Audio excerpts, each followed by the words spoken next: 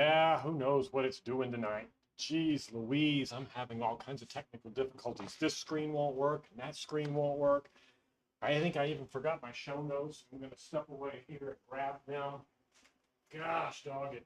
It's been a long day. Sorry about all this, guys.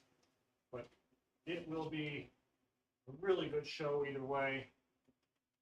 I got a lot of good content planned for you. Hope you guys are all doing well, and I apologize up front for any of the technical difficulties. I don't know. I'm in the process of moving, and I'll be in my new studio next week, so bear with me this week. Although I do have this beautiful scene here from my new drone that I got this week, and it will zoom around and show you guys the sunset from earlier tonight. This was my first flight. Well, no, not actually my first flight. I did take one short flight earlier today. Kind of flew around the solar shed and the RV, just kind of getting getting my bearings and making sure that everything was working. And then after I got that to work and everything, then I did switch over to I did turn it off and didn't mess with it anymore. So. But then I came back to it later on tonight and recorded this for you guys for my first 4K background.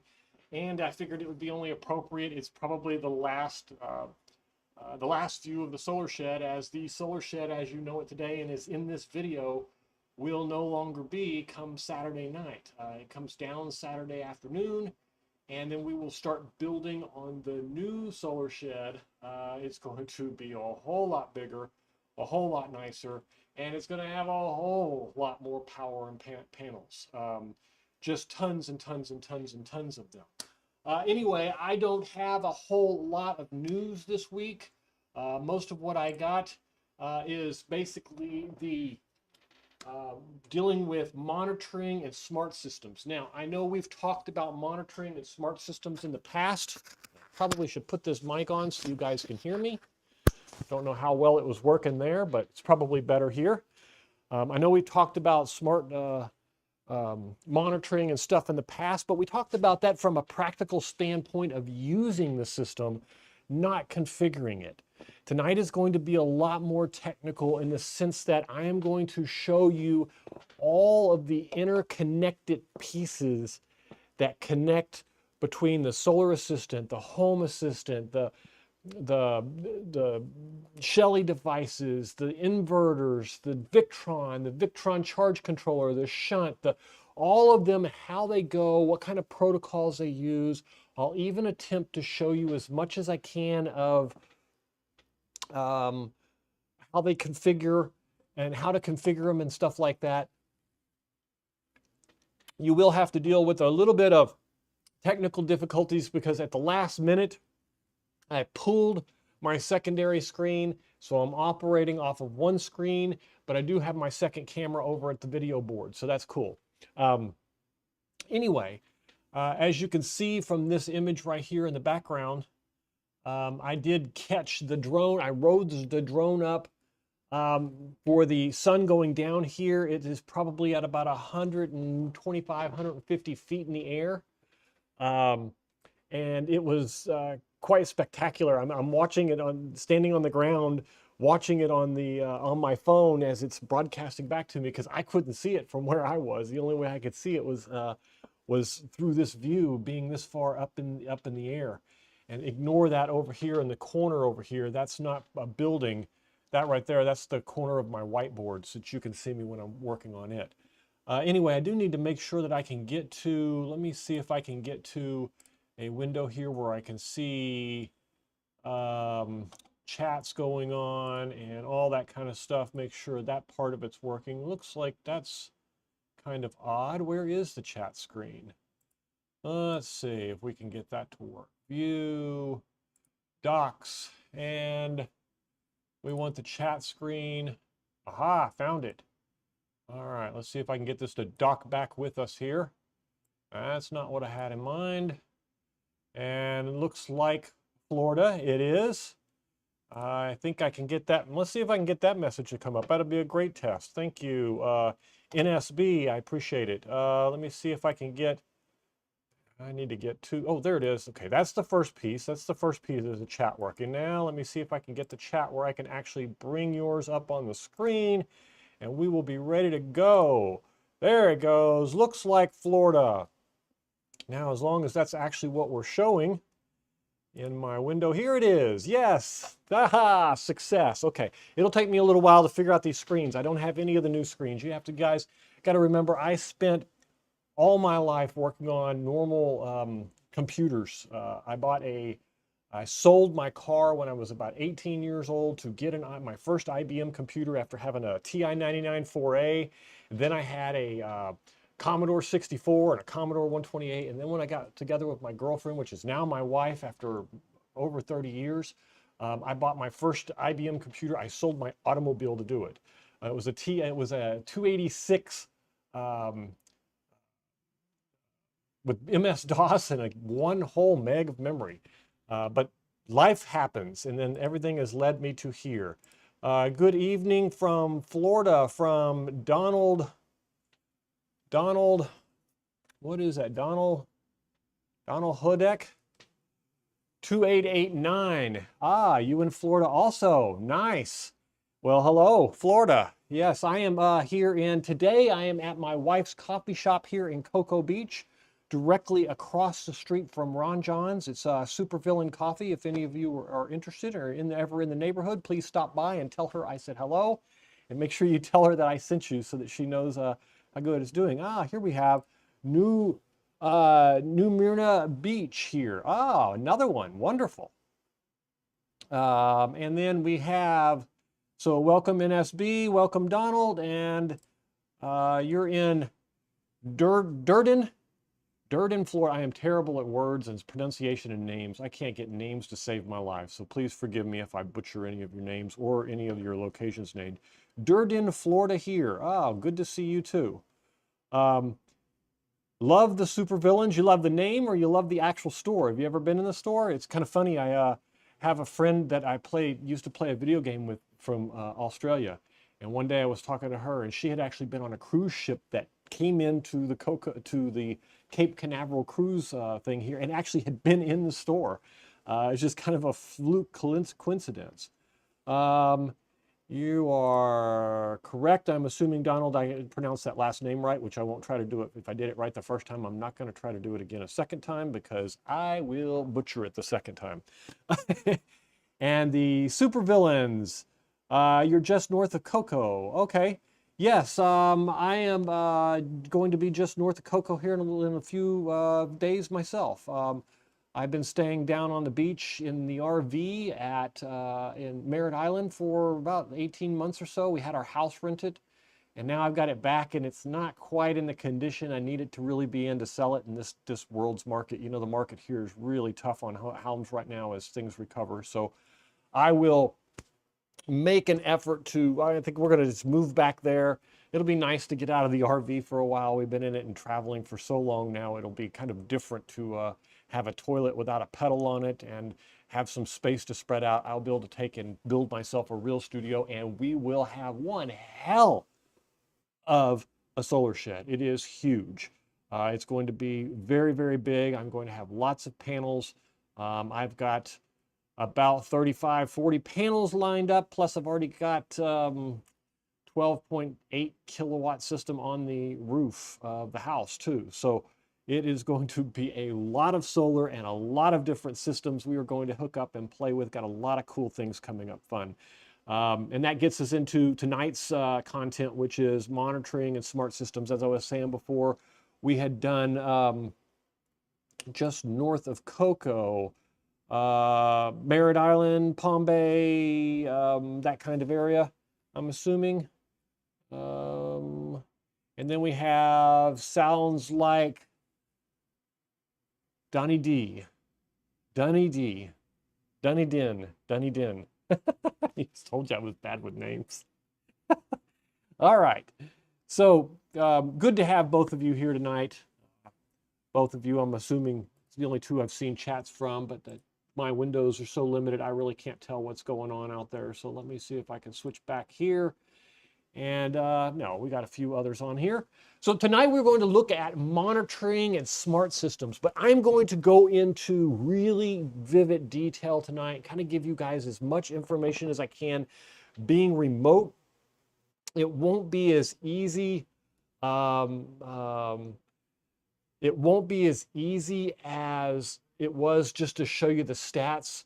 And if you remember correctly, we could go around, we could look at the stats and all that kind of stuff. But if I bring us over here, and if this works, let's see if I can bring you to, let's see if I can turn that off, and then see if I can bring you to the, I think it's this button here. Yeah, so here is what, did that actually work? It kind of looks like it worked, but it didn't really work. Let's see if I can get, I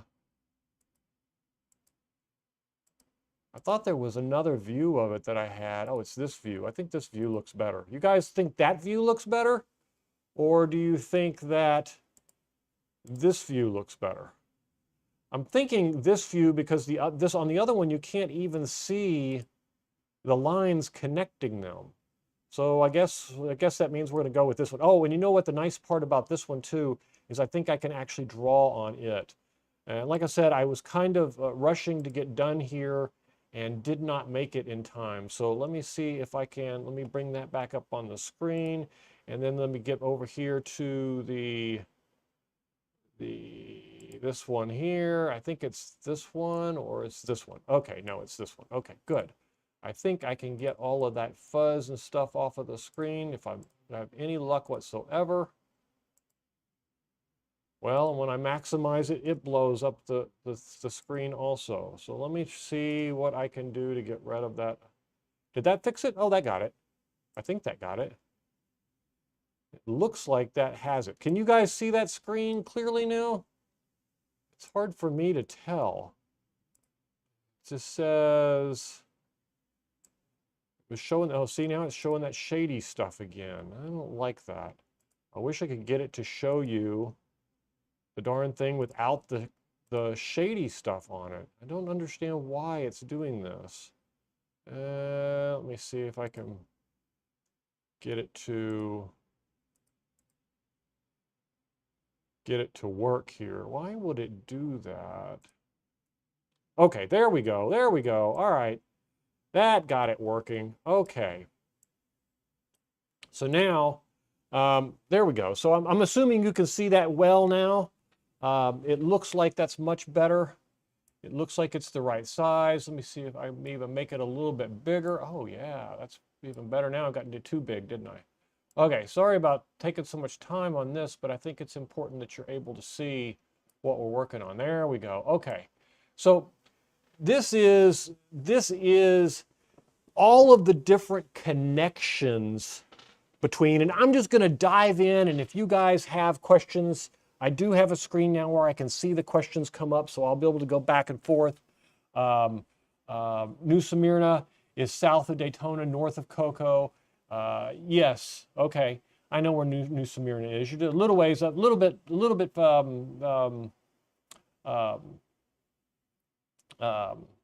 north of me, but not too far. And about probably, yeah, I would say about halfway to Daytona, maybe somewhere in that area. Anyway, so good. Welcome, neighbor. Glad to see you. And I'm going to be going a little bit further south, but I won't be too far away. So let's start off in the monitoring system here. And if you have questions, please just interrupt me. I don't want to I could talk about this for 3 days. So my guess is when we finish tonight, even that won't be enough to explain all the details, but I want to get into some of the integral parts. Now, when I started designing this, I thought to myself, okay, this is going to be very simple. You know, the inverter connects to the solar assistant, and da da da da da da da. And then I thought, well, maybe I should draw it out. And then I started building this chart here. And as you can see, I ended up with, now this is the actual system that runs my RV and my solar shed, as I've got it designed right now. So let me walk through some of the basic pieces that we start off with here. And if you have questions, feel free to just post them in the chat and I'll get to them as quickly as I can. I'm just going to start from the very top, and then we're going to go through some of these, and then I'm going to take you on a tour of some of the different apps that are involved, because there are, I put a little person, if you notice here on the image, I put a little person where there is access to this in one way or another. So obviously, and I'll give you an example of what this means. So with the 6000 XP, there is an app that they have that you can log in directly to the 6000 XP on your phone. And then you can also connect that 6000 XP through the through the internet to connect to the cloud. And when it connects to the cloud, then you can log into their website and take a look at the same data, but not necessarily in the same form. And what I mean by that is technically most of the functionality is there, but it's not all there. Now, this isn't really about that, but it is kind of showing you where all the data is connected and how it all intertwines and how we get it all back, and why people have such a problem with monitoring smart systems and smart homes and stuff like that, because of all these different connections and understanding them. So the 6000 XP is the inverter. Now, so far, you'll notice on this diagram, I've got 3 different connections of data to it. The TCP Modbus wireless one, that is where you buy the solar assistant, and I just bought the pre-made solar assistant from the solar assistant company, and I basically put that on the, probably should move that screen just a little bit to the left for you guys. There we go. I put that on the, I hooked that up and connected it directly here, as you see on this chart, to the 6000 XP. So that just formed that one little line. Now, before I had done that, and when I say that connects to a TCP Modbus, it is Modbus, it is a Modbus, but it's the TCP version. So it is connecting wirelessly directly through the TCP IP port. Because it was configured for the cloud, it had an IP address on my local network. So at that point, I had 3 basic configurations or connections to my 6000 XP. The first one being the 6000 XP's app itself, which is just an app on your phone or your iPad or whatnot. The second one is the cloud, which allowed me to configure it to connect to EG4's cloud system, which gave me a website that I could go to and pull information and stuff. Now, if you don't want to pay for the, without connecting it to the cloud, then obviously you can't connect to it remotely, but it does require internet if you want to do that. Now, being in an RV, I have Starlink, so I didn't worry about it at that point. It was just always connected anyway, and I just took it for granted that we had it. But if you are not, if you are one of those that is worried about people spying on you or looking at your data or even having your data, you can connect the 6000 XP and just use it locally with like a Bluetooth connection to pull your data. And as a lot of the times when I'm going down the highway, I'll pull up on my phone and just, hold it up where I get just enough of a Bluetooth signal to peer back at to see how the solar panels are doing as I'm riding down the highway. So you can do it without having it connected to your local network. The connection that I have here to the solar assistant is when you go in to configure the solar assistant, it is extremely easy. You basically just pull down a drop down, and I may even be able to show that to you. Let me see if I can get that to work here real quick. I think if I put on screen capture, let me see if it'll let me open up a browser. Does that show up? Yeah, probably does, but the diagram's in the way. Wow. That just does not care what I have on the screen. It is going to show what it is going to show. I am going to turn off. Oh, that is really weird. I cannot, for the life of me, get this thing to capture what it says it is capturing. And I switched to a Mac, and at first everything looked like it was working just fine. And now it feels like it is acting up on me, and I cannot get it to act correctly. All right, let me see if that helps any. I'm going to drag this up here. All right, about this. Oh, I see. There's a second window capture there. Oh, look at that. All right. I don't know what this thing thinks it's showing. That is not the screen capture that I have. Wow, that is really bizarre. Give me just a second. Let me see if I can get this the right screen capture to show up here. It is showing, oh, I see. Okay, it is showing Chrome. So if that's the case, then I should be able to come over here. Ah, look at that. And go to window. Does that show up correctly? Let's just take a look. It does. Look at that. Okay. All right, so let me turn back on the... Let me turn back on the image.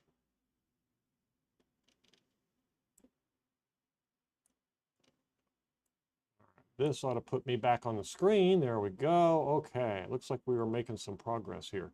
All right, so now I ought to be able to take this. I am going, give me just a second, guys. I'm going to try to plug this monitor back in because I think I figured out what I was doing wrong. And if it doesn't work, I'll just unplug it and move on. But it sure would be really nice to have this working to a certain extent and be able to see what's going on. All right, it's coming up. There it goes. Now let's see if I can drag this over here and let me see if I can get an actual view of what it is showing you, which is my chat window. Now, can I drag that over there?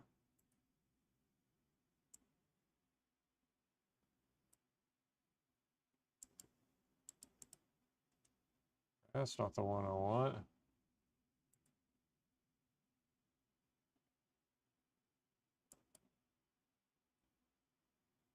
That's not the one I want. This window, though. Let's see if I can get this window. Oh, I see what it's doing. Oh, I just cannot win tonight, can I? All right, let's see if I try it this way, if this will work. All right, so I am going to try changing this to the right screen now. Ah, look at that. Okay. Yay. This will make life a whole lot easier. All right. So,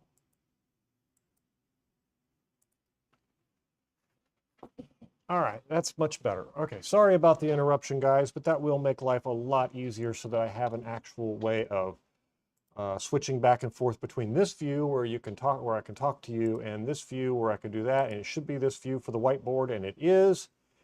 And we finally have it working. Okay. So originally we were looking at, let's see if I can get that to come up. So the Home Assistant that I use is basically, I got a couple of bad entities right now because that JK BMS is acting up a little bit with the Bluetooth. I had a neighbor move in with some Bluetooth stuff. But this allows me to monitor everything going on with the solar system, to get the input from all of the devices, to track my energy uses day by day, to see how much I have coming in power, going out in power. I've even added recently over here a little, I connected to the solar shed's Victron system in the solar shed to kind of track what was going on there, so we can see how much power is coming in here, how many amps are coming in and out. Right now I am transferring the power from the solar shed to the RV. That's with this switch right here.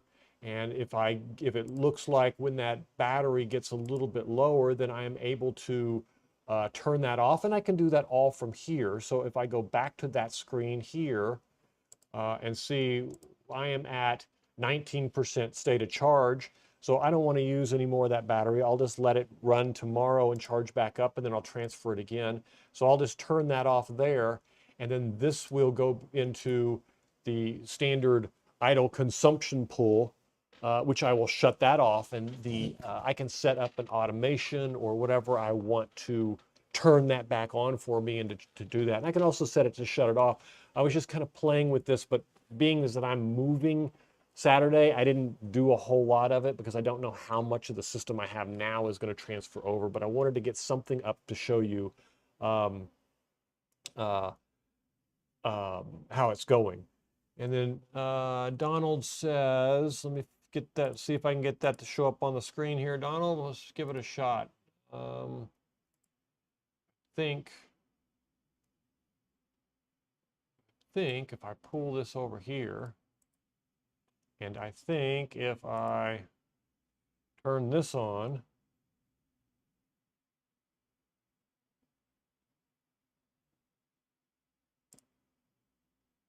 oh, look at that. Let's see if I can get it to work. So most of the internet modems have local VPN options, create a virtual private network, and you can access your home network from anywhere on the internet. I use Pi, and yes, absolutely you can. If you want to connect up a wireless VPN, you can get a connection that way. Most of the softwares, like the one that we're playing with here on this one, and Home Assistant or Solar Assistant. Solar Assistant comes with it, Home Assistant. They all have a remote access service that you can purchase, and it's, you know, an extra 40 or 50 bucks a month. While the VPN is absolutely free, the only downside to that is you have to log into the VPN and get connected and so on and so forth, and it's all dependent upon you configuring it and you managing it. Where a lot of these, for some people, you simply go into the settings page, go into the cloud and manage your account, and it sets you up basically a remote login, and it's all done. It takes care of it all. So it serves that data out to the cloud, and then you log in through the cloud, which makes it a little bit easier to get to and a little bit simpler to configure. It's not cheaper, don't get me wrong, it certainly isn't cheaper, but it is. It does make the cloud does make that piece of it a little bit easier for you. So I use the cloud in both cases for that, and for my Solar Assistant, which I think it is there. So the Solar Assistant is here, and it allows me to access it from anywhere. I can see how much power I'm using, how much grid I've used, what batteries charging ups and downs, and so on and so forth. And I can also, you know, program it in to do certain things during the day. It's got some basic automation features and stuff like that. But these are the functionality pieces that we've gone through multiple times. But getting them configured is where this really becomes interesting. So when you first get your Solar Assistant, and we can look at the EG4 app also. So the EG4, let me just grab that one for you real quick. It's EG4, what is it called? EG4, or EG45, that's what's wrong. EG4 monitor. Wow, come on.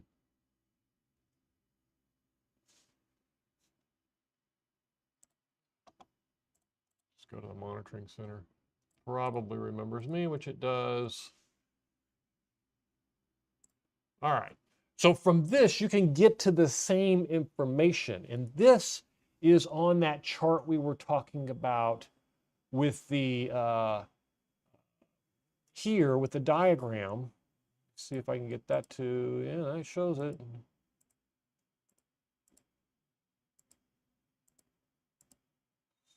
Forgot which one of these it was, guys. Show timed. Oh, there it is.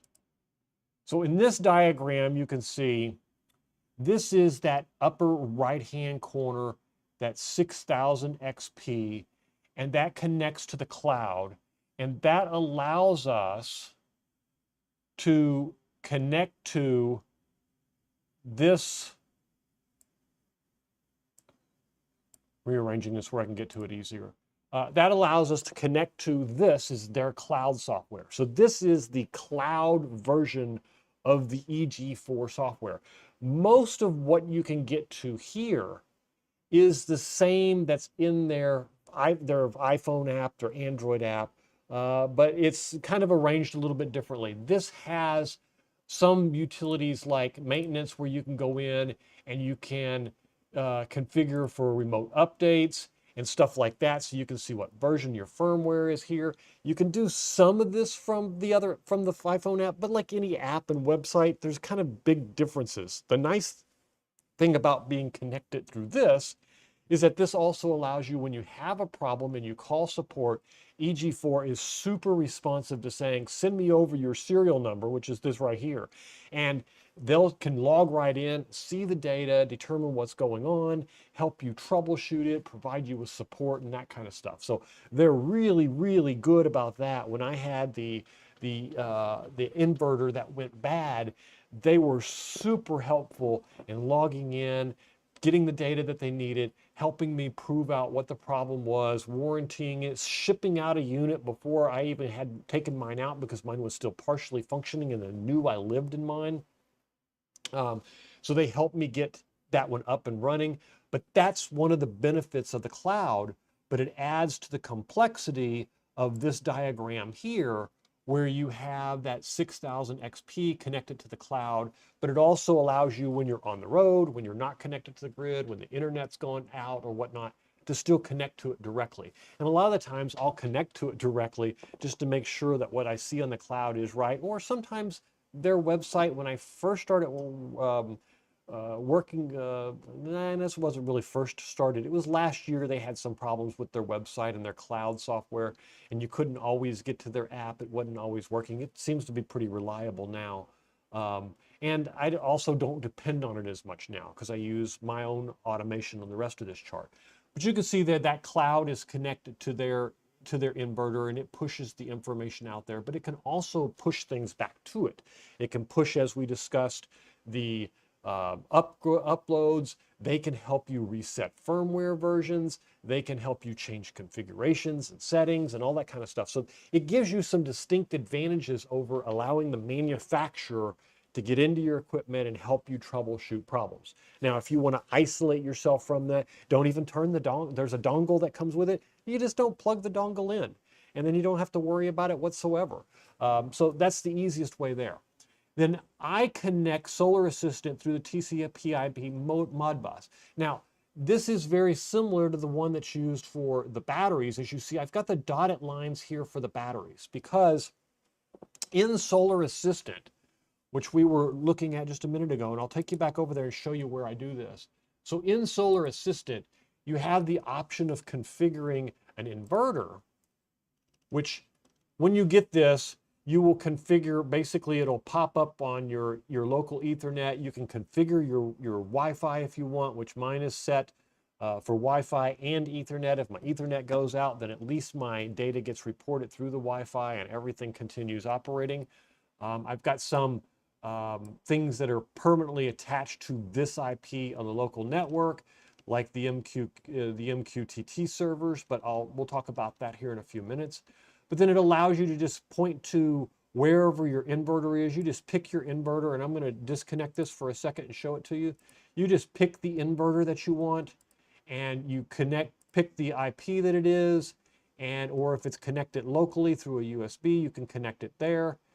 This actually USB is actually, though, the batteries, not the inverter. Now, if it was the inverter, you could connect to it that way, but it's not. And then down here, you have the option of also connecting batteries to the inverter. Now, some people like closed loop and they connect the batteries directly to the inverter. And if you look at my diagram, I have green lines there, or dotted lines, connecting the batteries, because I've got 3 EG4 Life Power for batteries. And they were running in closed loop when I originally got them, which would connect that directly to the 6000 XP.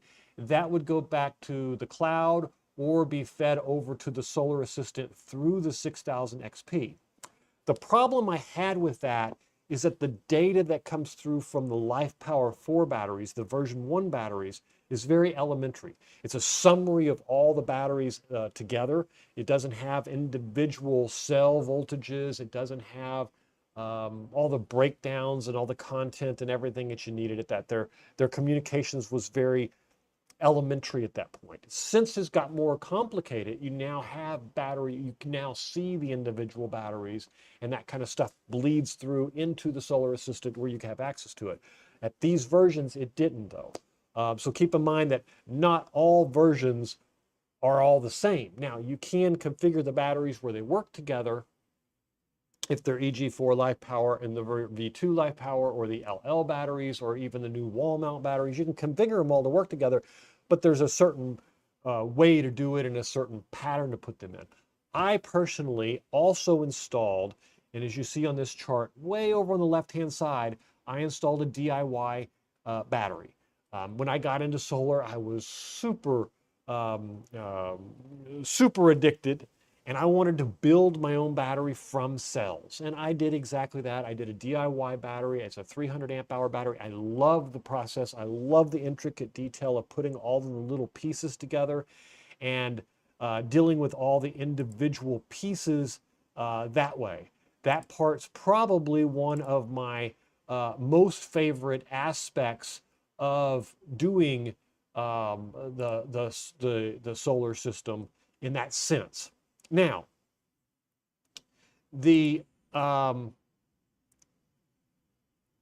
but that said, you don't have to do it that way. You could hook it up in closed loop, but just know there is a dotted connection there. If you connect it that way, the data feeds into the 6000. The 6000 in turn feeds it back to the Solar Assistant, and you can still get to it.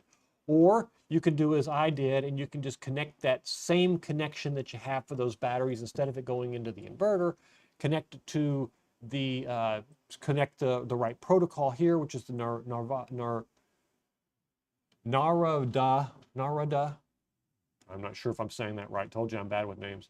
Through the 485, the RS485 connection, and then tell it to connect, and it basically will go out and sense out the inverter, discover it, sense out all the different batteries. As you saw there, it said battery 1, 2, 3, got the baud rate set and everything, and boom, all of that information is available. The benefit that it gives me is over here on the dash. When I click on battery, I get to actually see the highest cells, the lowest cells. I get to see the state of health across all the batteries, but I also get a breakdown of each of the individual batteries, their high cell, their low cell, their imbalance across the batteries.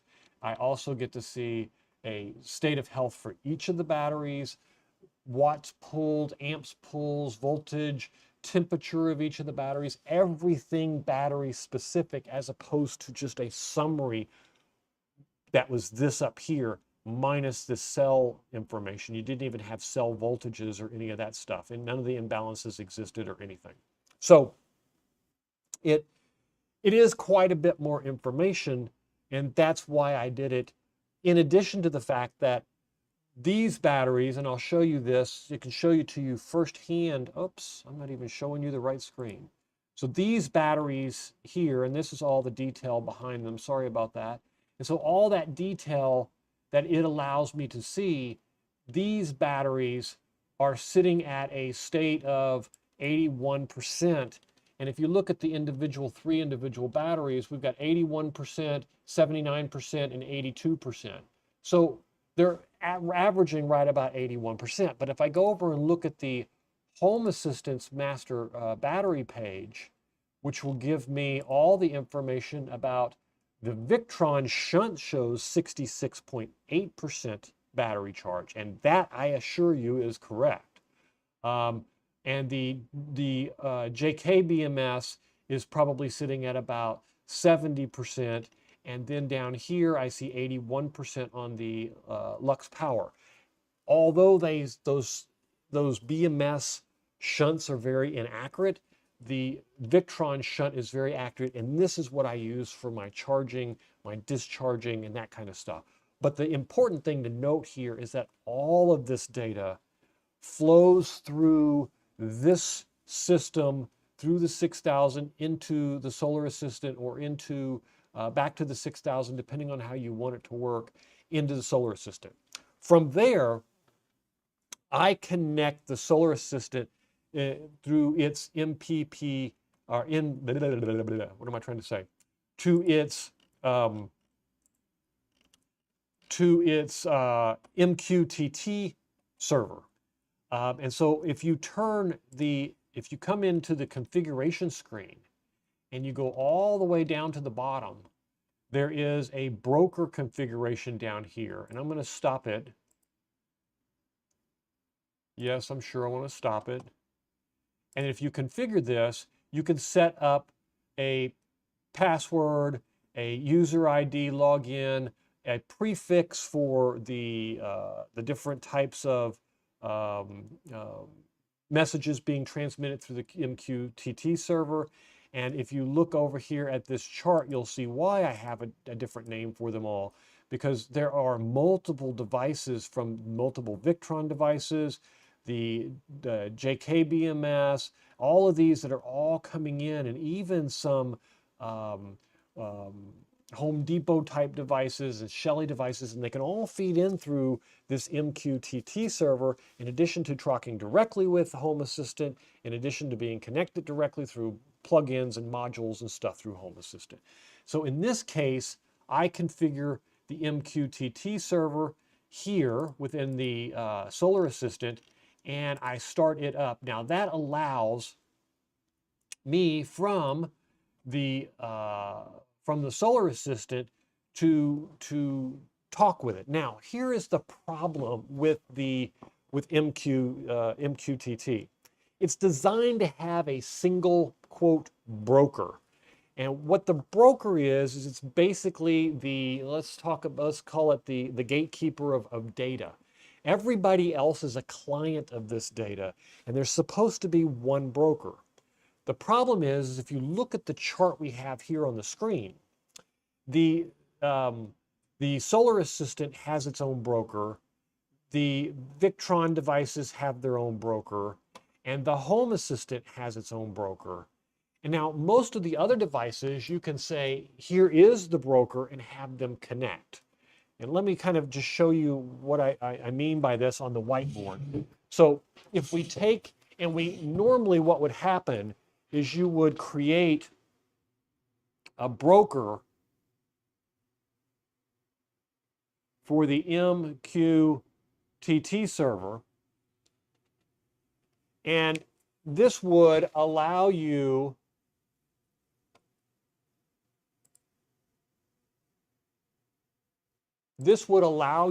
to have multiple clients connect to it and send it data. Now, the problem is when you have multiple brokers,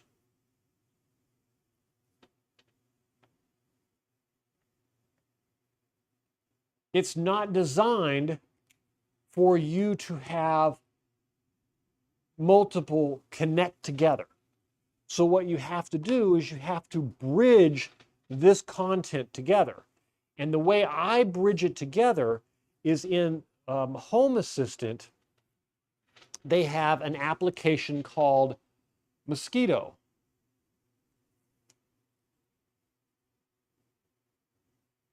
Now, Mosquito is an add-on, meaning that it is not actually part of Home Assistant. It is an add-on software that is distributed with Home Assistant, designed to work with Home Assistant. And what Mosquito does is it becomes a bridge between multiple brokers. So you'll notice in this configuration file that I've included on this screenshot here with the configuration, let me just go back to that real quick so you can see it. Up in the right center, right at the top in the center, you'll see there is a screenshot of the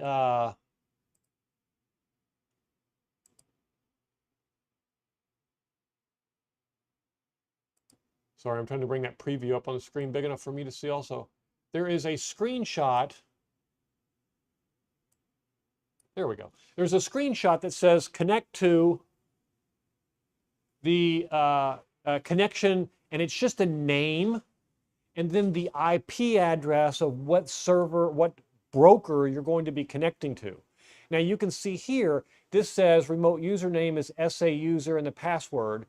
And what it wants to do is communicate the topic SA-pound, and that means communicate everything in both directions at a level 2 communications.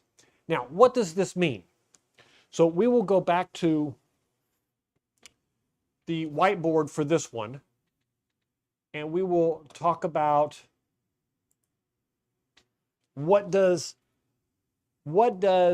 this mean? We had a couple of different elements, and let's just highlight what they are. We had an address, and it was something.138, and it's just an IP address of where that broker is. You can use names for that broker. You can use IP addresses, just a standard name. You had a user, you had a password, you have, what are the other elements here? Oh yeah, and then we have the topics. Now the topic is what's really important here, because we have a topic of SA-/ hash or pound sign and both and a 2, and a second topic of Home Assistant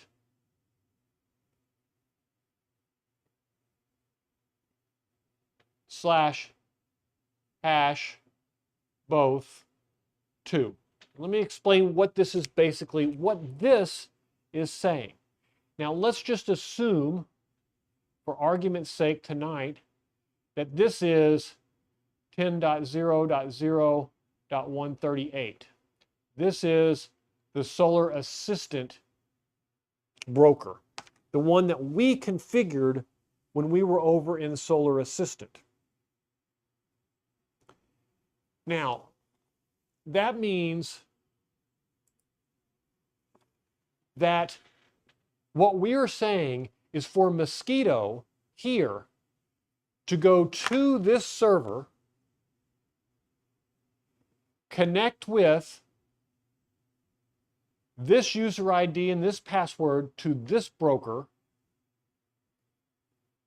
take all of the topics that start with SA- and everything, this is like an asterisk when you're looking at a file name, and communicate them both directions. That means if something is over here, put it over there, and if something is over here, put it over there. So you really have two-way communication. Everything here goes that way, everything here goes that way. Now you can have just a read or just a write, but we are looking at doing both with this broker to this broker. So this takes all of the Solar Assistant data and puts it over here on this server. Now, Home Assistant allows for, I'm going to move this over here where I can actually use it. Home Assistant allows for you to be able to make some configuration changes when you are working with the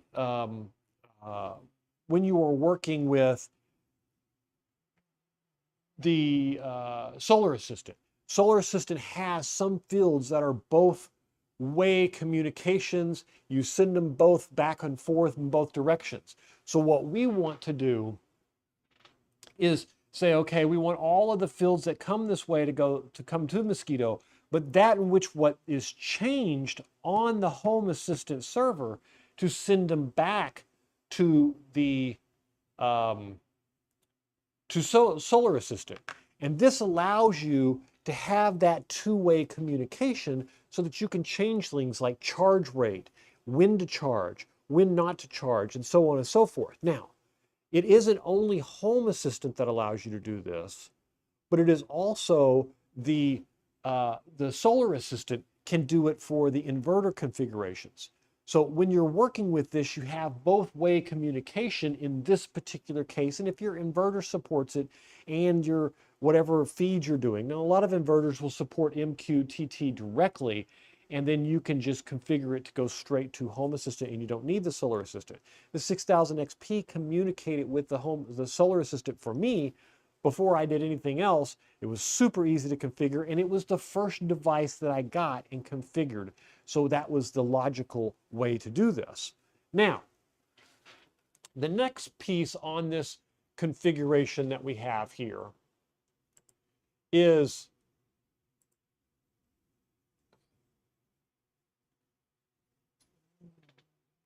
the, where is it?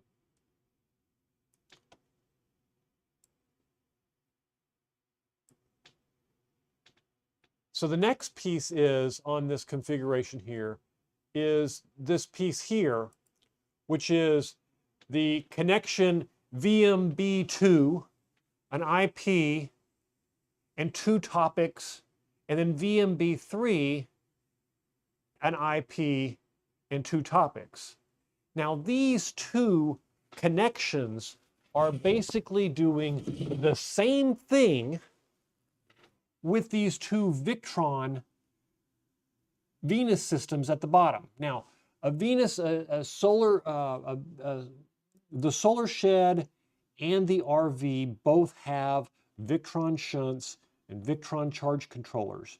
And so there are several different ways to get them to communicate with the Home Assistant. You can hook up a little device with an ESP32 and you can connect that way and send the data directly to it through an ESP32.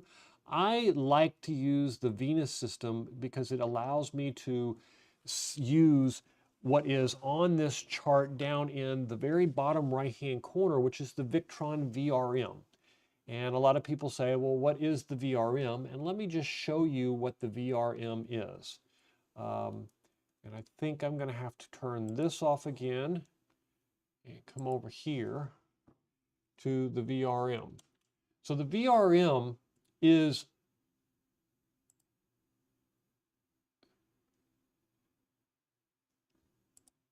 there we go. The VRM is Victron's version of a online monitoring tool. And they can allow you to monitor a lot of things. Like here I can see the Solar Shed Venus system, or I can go into the RV Venus system. And both of them have a charge controller, and both of them have the shunt. As you can see here on the shunt, we're running at a -9 amps at 52.8 volts. It's a 48 volt system in the RV. It's running at 79 degrees is the temperature of the terminals in the bus bar. And it says I got about 40 hours of power at the current consumption rate. And you can see over on the right-hand side there, the charger is basically not doing anything. It's disabled because it's nighttime and it's dark and there's nothing out, there's no sun out there. But I can also come over here to the solar shed, and I can see that the solar shed is at 19.3 volts. And if you remember correctly, when we were looking at Home Assistant, I had this linked in over here under the battery screen, over here under the solar shed, and 19.3 is coming in from the different systems here non-stop as it goes. And basically this allows me to monitor all the different feeds and how much data it has and what it is. So I can look in here and see how the power came in this morning through the solar shed and how much power we ended up with and where it came in. And this allows you for historical type monitor that I can't get from the Venus system. Now, what I like about the Venus system is that it allows me to log into the devices and do 2 configuration information, set them up, configure them, and if I need support, again, the manufacturer, Victron, can get to the devices and help you do that. I can also do some variations of sharing this content. At one point, I'd shared the 2 systems. I recently reconfigured everything, so you probably can't get to the old shares anymore. But as you can see, this allows yet another piece of that puzzle that we have in this chart here, which is that blue cloud down in the bottom, coming through those Venus systems to consolidate those, the shunt and the charge controller. And then all of that is, again, fed back into this mosquito broker down here with those 2 Victron brokers. And it does exactly the same thing.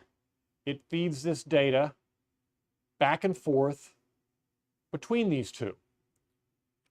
And that's what that add-on is. Now, that add-on, let's take a look at that add-on within Solar Assistant. And if I come over here and go over back to Solar Assistant, you can see over here on the settings screen, there is a list of add-ons. And one of those add-ons is this mosquito broker. It is allowing these servers to communicate.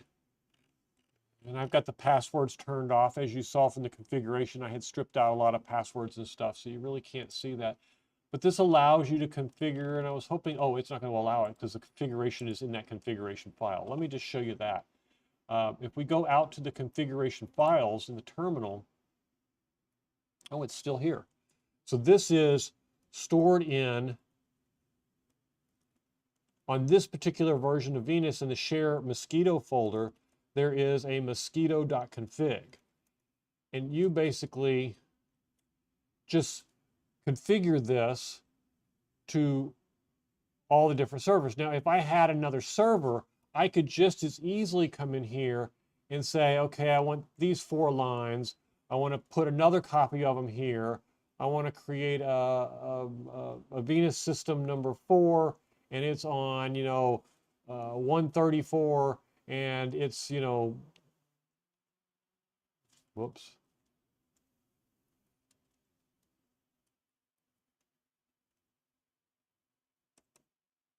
Whatever. It's that IP or that ID or whatever. And I could add another one, and then I could restart that server, and that would cause it to connect to and merge a 3rd one in. Now, I can make these one-directional configurations, and it probably wouldn't hurt to make the Victrons one-directional. I don't think there's any data that I send back to them that allows me to configure them. It's mostly one-directional, so it should probably just be to copy the data off of them. Now, what I did have to do to make this work is you do have to do, when you are in the app, this app here, the Victron Venus off of their VRM, it does a refresh of their data. Their data is constantly, they tell the actual Victron Venus system to continuously send the data, and you can see here it says real time, meaning that it is sending all the data as it happens. But one of the items that I had to do was, when it wasn't logged into the VRM, figure out a way to get it to send the data constantly so that I would be able to see it within Home Assistant. So the way I did that was I had to post in the automations of Home Assistant. So if you come into Home Assistant, it has a lot of different automations. And one of the very last ones I have down here is to go in and every 30 seconds of every minute of every hour, under all conditions, to publish a message on the R, which is, this is where I am, this is the part that I am actually publishing. This is why it has to be both directions. I forgot about this, keep alive. So I pull the data off of the server, but I also need to be able to put back the keep alive so that the Victron Venus system knows that I want it to continue sending data. It thinks that it's the VRM. What it really is it's my home assistant saying, hey, continue sending the data, and every 30 seconds, it continues to send all this data through to me. Now, we could probably see the feed of data if I went in through here and go into the MQQ.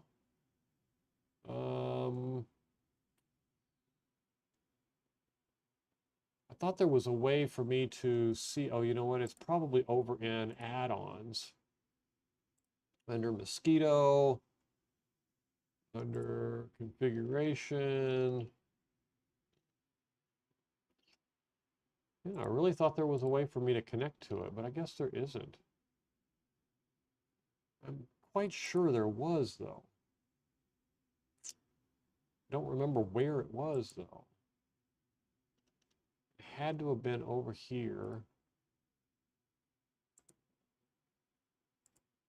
Either way, this is basically allows you to configure different ones to communicate together, and that is exactly what I needed it to do.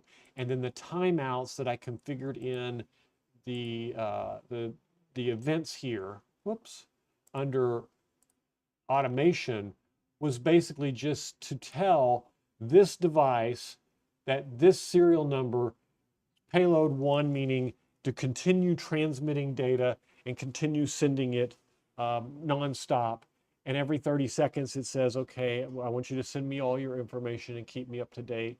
And then it has a timeout, and it just needs to be refreshed and a keep alive statement. This allows this aspect of the system to stay alive. So you can see here, now we have the 6000 XP, which provides data to the Solar Assistant, which provides data to the Home Assistant, the Victrons, which provides data to the Home Assistant's Mosquito, the Mosquito, which puts it into the Home Assistant, and then the question becomes is, okay, now Home Assistant needs to read the data so that it can display it. And that's always the next question is, okay, great, now I got all that data, how do I get to it, and how do I use it in a form that is useful for me? And so one of the things that the that Home Assistant allows you to do is it allows you to go in to the MQTT server and extract information. So let me give you an example of what I mean by that. I'm going to switch back over here to the screen. Put us back on into Home Assistant. And then we're going to go down to the configuration, the developer tools. And it's not under developer tools, it's under Studio Code Server. So in the Studio Code Server, if it comes up, there it goes. You have a couple of different configurations, and most people play with this one here, which is configuration, and it allows you to go in and configure different sensors, what they're made up of, and how they're calculated. Now, in my case, I needed to get the data that we had taken from those MQTT servers and pushed them into the Home Assistant. Now, with Solar Assistant, it takes a group of data, and if you remember correctly, when we looked at those rules, and I'll put them back up on the screen, I have in these rules here, one of them is to take a channel called Home Assistant and hashtag or all content of Home Assistant. And a lot of people confuse that with I want the content that Home Assistant has to be sent over to the Solar Assistant server. That's not what that is. The Home Assistant folder or channel, in this case of the MQTT server, is the 6,000 or the Solar Assistant's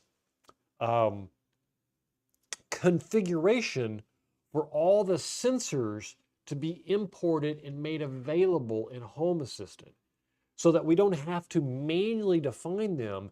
It predefines them for us, which is really cool because there's hundreds and hundreds of sensors. And if I take you over here to the, turn that off, and if I take you over here to my little test screen, this just has a dump of sensors. And as you can see here, this line right here is the one who comes from the Lux Power SNA. That is the 6000 XP coming through the Solar Assistant. Now, the ones with options here are the ones that are bi-directional and can be changed on the MQTT server and will be sent back to the Solar Assistant, and then Solar Assistant will then in turn send them back to the 6000 XP to change them. So for example, let's just kind of do a little bit of start here. We've got grid charge start capacity at 16%. Now, if I come over here to Solar Assistant and look at grid charge,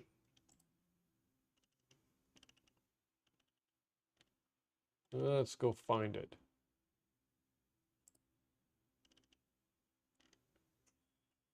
What am I looking for? Oh, here.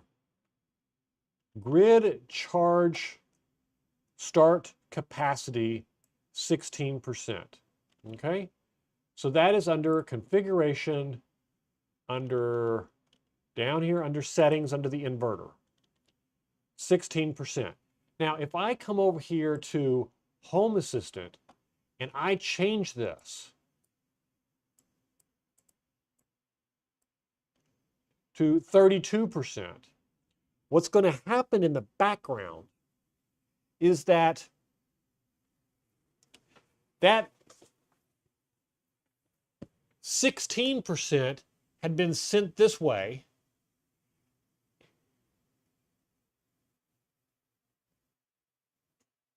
that came from the 6000 XP, and it was sent this way, and this Mosquito picked it up and sent it over here to be in the MQTT server of the broker, of the Home Assistant. Then what happened is that we changed it from 16% that it was originally over here to, what did we change it to? We changed it to 39%. And so that 39% is now going to take the path back, and it's going to be transmitted. Mosquito's going to see it and pick it up, and it's going to send it over to the Solar Assistant broker, and Solar Assistant is in turn going to give it back to the 6000 XP, and everybody's going to be up to date, and that percentage is going to change. I haven't tried this, so this is a live demo. So we are going to switch back to that screen where we changed it to, I said 39%. I actually changed it to 33%. We're going to come over here to this. And you'll notice this actually refreshed while we were out. And I want to know how fast it refreshes. Let's just do it again. Let's change it to 41%. You notice here it hasn't changed yet. Right there tells me the MQTT server picked it up and called it done. And over here, it hasn't come in yet, so we're just going to sit here and wait for it to show up. Oh, there it went. It hit that server. And that means it's sitting at the 6000 XP. We'll come over here. And I don't know where to find it over here. Let's see, which one of these is it?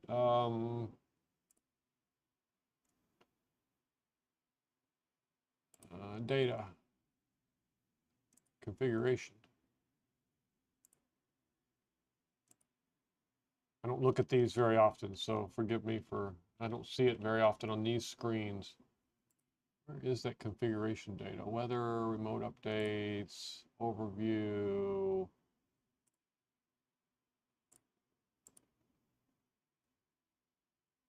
It says here, but I don't think this is it.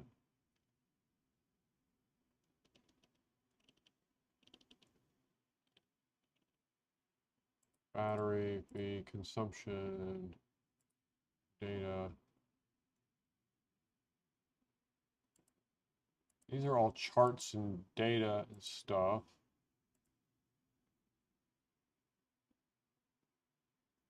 I was looking to see if maybe it had changed it here, but this is actually just a monitoring of the voltage and everything.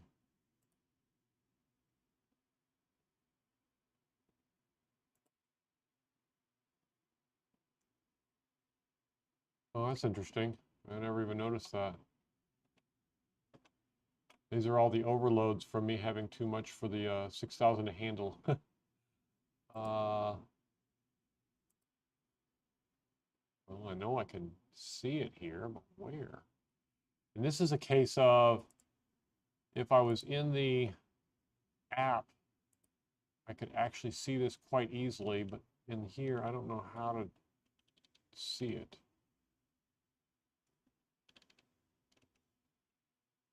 I don't know how to see it. Either way, it obviously has changed and it's moved, it moves up and it moves back. Now, if I change it here, so let's just do that.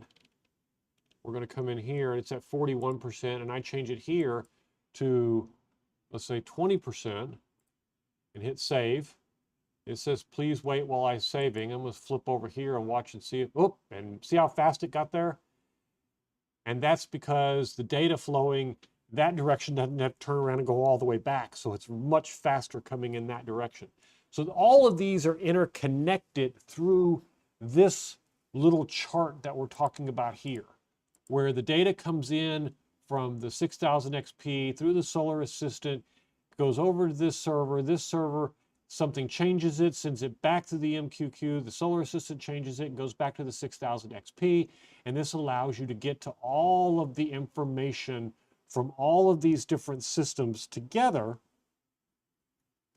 including another add-on called MattMan, which basically allows me to look at my DIY battery. Now, I'm not particularly fond of this particular app because it is using Bluetooth, and when I get into an area where there's a lot of Bluetooth traffic, it gets confused, it stops working all the time, and it just is notoriously unreliable. So I'm going to play a little bit with some ESP32 solutions and things like that, and probably maybe even upgrade to a newer JK BMS, maybe use the version 19 or something just for fun to do that.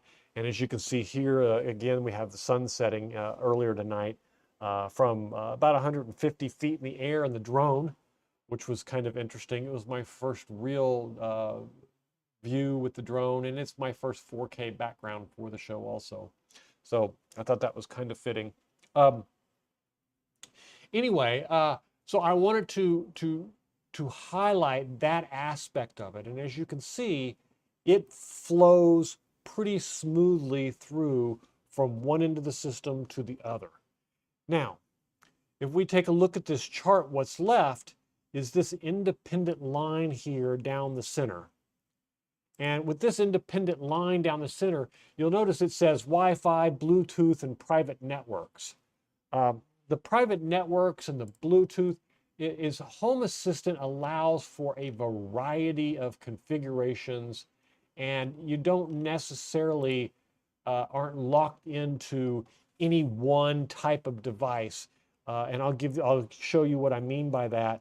I'll turn this off and take you over here to the Solar Assistant, and we can go into the device management. And you can see there's a variety of different devices here. I've got Groovy devices. I've got ESP32 devices. I got HubSpace, which is your Home Depot devices. I've got iBeacon devices, MQTT compatible devices. I've got Shelly devices. I like Shelly devices for turning on lights, turning off lights, and tracking and monitoring. If you look over here on my power chart, I track my air conditioners with the Shelly devices. If you come over here to my master view, I've got a power usage chart which shows me what different wall plugs in different places of the house are. Now, in a house, the Shelly device is good for one little plug here, one little outlet there, one little device there. But in a house, they sell these really cool devices that you can get that allow you to track all of the circuits in your house. Now, what the Shelly devices do is allow you to track an individual wall plug as opposed to an entire breaker circuit. Some of those devices have 16 circuits plus your mains, so you can kind of see what's going on there and how that works.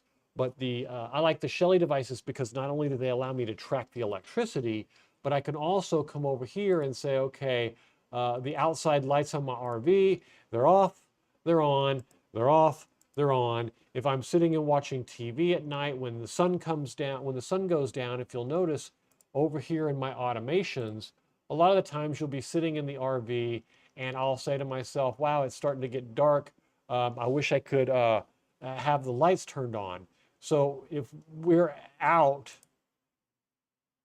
then if the alarm is enabled or not enabled, that means if we're out of the RV, we don't have the alarm turned on, then it turns on the outside lights.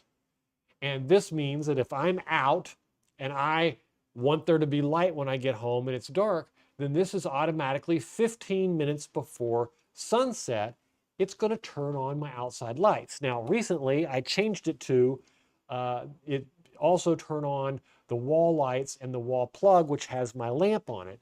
And the reason I did this is because I leave the alarm on even when I'm home, because I like to know if I'm laying in bed, if the door is open or somebody opens the door or whatnot, it allows me to see that all the time. So this one is kind of, the name isn't truly accurate when we're out anymore. It's turn on the porch light and the living room lights at 15 minutes till sunset all the time. And as time changes and everything changes, it always just works. I don't have to worry about it doing it. That's the beauty of having it. Now, one of them, if I was to stay in the RV right now, one of the rules I would create is that when I get to, and maybe we will walk through and create it just for demonstration purposes. But if I come over here to my battery view, I go way over here to my solar shed, and I have this power state of charge here. So what I would like to do is configure this when this state of charge reaches 80% to turn on the charge inverter, which transfers the power through this switch here to the RV. So when this gets turned on, then what happens is then this has the charge inverter start to ramp up, and it is going to transfer the power from this battery to the RV. And you'll see this ramp up here to about 90 amps here in a few minutes as the charge inverter gets turned on and gets turned up. And as it gets turned up, it will stay there until such time it reaches X percentage. Now, I'm going to shut this off so that we can actually build this for fun, because this will be a really good exercise for us to do here. So let's build a rule that says when, and let's just highlight what we want to do here. So when the solar shed hits 80%,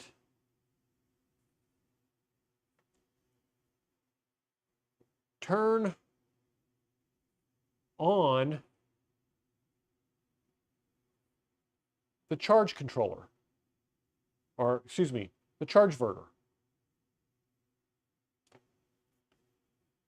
Now, adversely, the second rule is if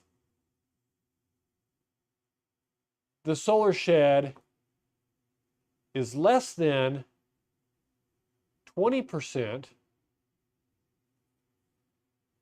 then turn off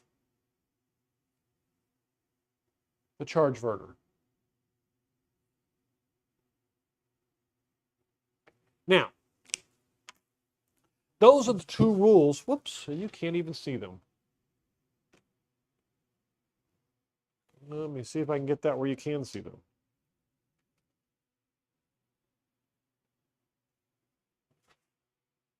I don't know what that just did, but that isn't what we want.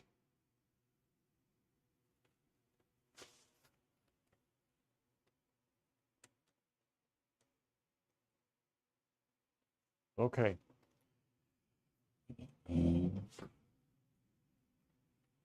So those are the two rules that we are going to build tonight to demonstrate how you can build a rule from within the Home Assistant, and kind of show you how these things are configured and how they work. So let's get started with that and see how long this takes us. I don't think this will be too bad. So let's go back over here to this screen, and we are going to come over to the settings. Actually, we're not. We're going to go over to automations, which is down here under development tools. What am I talking about? It's under settings, like I originally said, under automations, and we are going to say, let's build a new automation.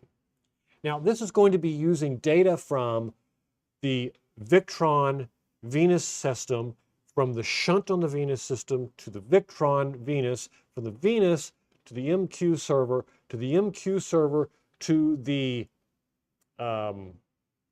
Mosquito, from Mosquito into Home Assistant, and then Home Assistant is going to turn around and tell a Shelly device to turn on a wall outlet in the solar shed that will turn on the charge inverter in the RV that will in turn take the power from the 12-volt batteries in the solar shed and charge the 48-volt batteries in the RV.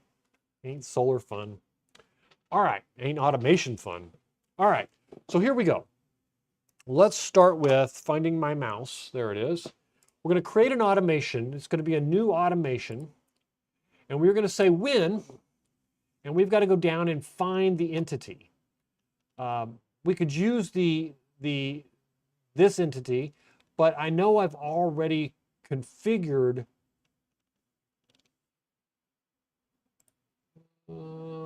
let's see, I don't know if I want to do it that way. I don't want to do it that way. I want to use this entity, numeric state. So we are looking for solar shed, search for solar shed. Is it just state of charge? Battery state of charge. There we go. So we are looking for that. And we are going to when the battery state of charge state 4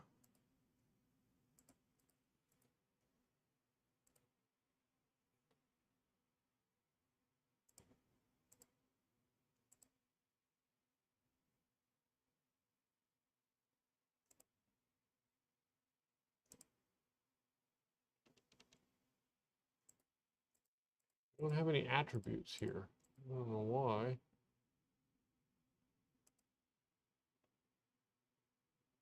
What did I tell it to do?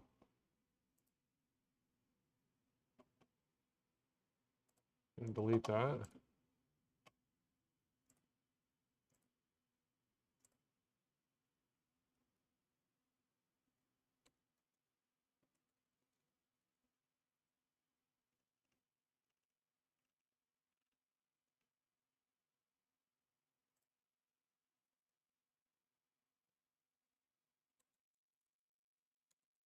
All right, so I'm obviously having problems finding it. I need the sensor. Pretty sure it's entity. That's the right one. Ah. Oh, okay, here it is. Yep, this is the one. Okay, I just clicked on the wrong one. I clicked on, all right. So we want the battery state of charge. above 80, and we're actually going to put in 18. Actually, let's use 19. What did we say this current state of charge was? Use this screen to cheat. 19.2. So let's say 19. So anything above 19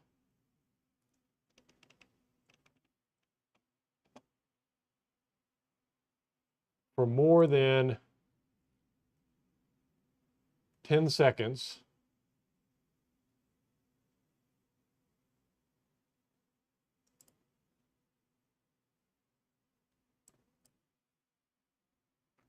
turn on charge inverter in RV. Okay.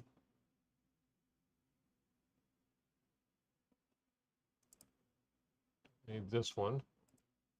All I need is to a number when the state of when the solar shed battery state of charge is above 19 for more than 10 seconds, then trigger this, which is switch, toggle a switch, toggle on, and we want to add the switch, which is, I don't remember the name of the switch. So what we're going to do is we're going to open up another Home Assistant so we can go steal and get the name of that switch. That isn't going to work. All right, so we'll come over here to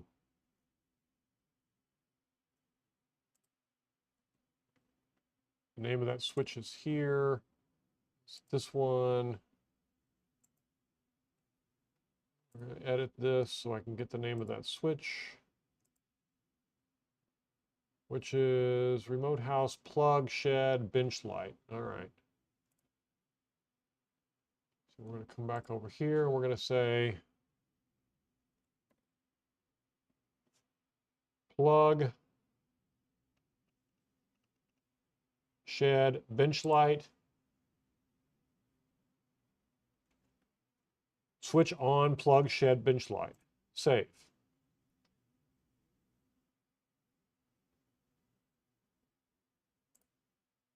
Okay. So now we have a rule here. And it's in the automation. So it should be already able to fire on its own. But we're going to go check to see if it fires without us, and then we can test it. If it doesn't, I can show you how to do that. Let's see if we can find it.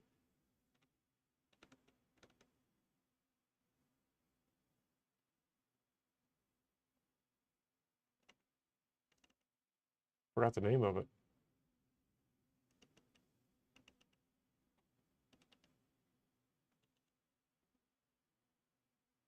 There it is. Turn on charge inverter in shed. It's never fired. Now keep in mind it does have to be true for 10 seconds before it will fire. So let's just give it a few more seconds there, and there is a 10-second counter right there, and it did not fire. So let's see. The cool thing about Home Assistant is it's got some pretty good configuration for, let's just do a run actions. And that forced it to fire, so we can make sure that it actually is doing what it's supposed to be doing. And then we'll go back and figure out why it didn't fire on its own. So it did turn on. So we're going to turn it off. And we're going to come back over here to the automation again. And we're going to run it again. And that should turn it back on. And it did. And we're going to turn it back off. Okay. So now, let's go back over here to it again. And let's understand the trace actions of what happens. It says switch to turn on entity shed bench light, running script false.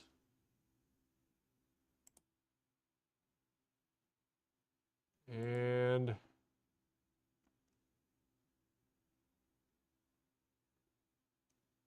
by automation turned on charge meter triggered.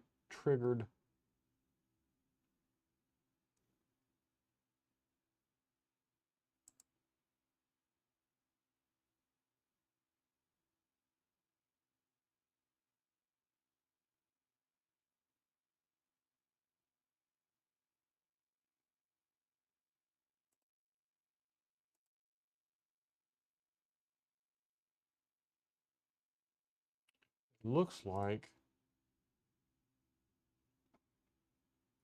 it is triggering, but I don't understand why it's not.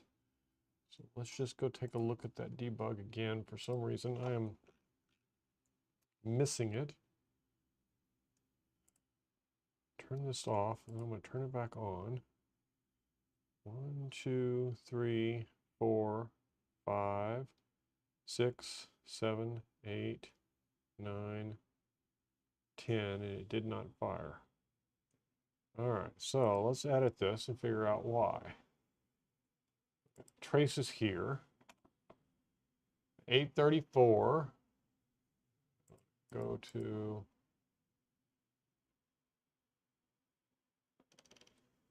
run script false. So why was it false? Did it check this value?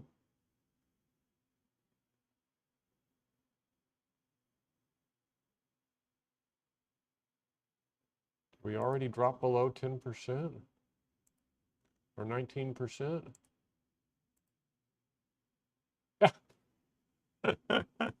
Here we are trying to figure out what's wrong, and it's already dropped below 19%. Okay, that's from us turning it off and on. All right, so let's do this. Let's just edit it again and change it down to a much lower number just to make sure we get it right. All right, so we are going to edit this. We are going to change this from 19 to 16. Save this. And then we're just going to wait and see if it triggers on its own. 4, 5, 6, 7, 8, 9, 10.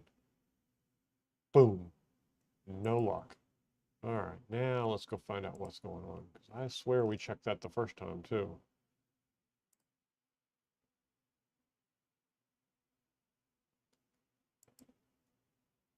All right, 1834.16. It has not ran. Why didn't it run?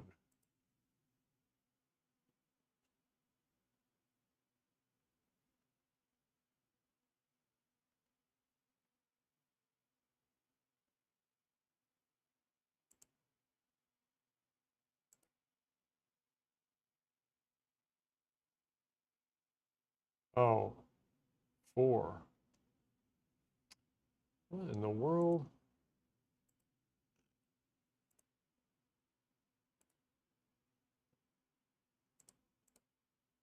When this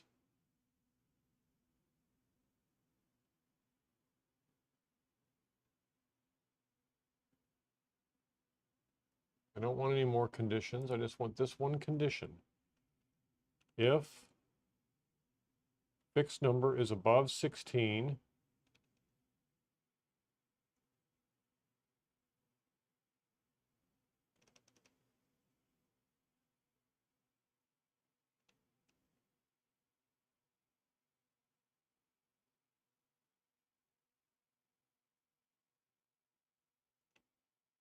wait a minute, I don't think this is reading the way I want it to read. If it's 16,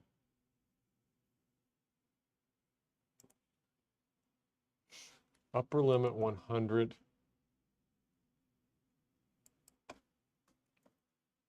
Okay. If it's below 1,000 and above 16,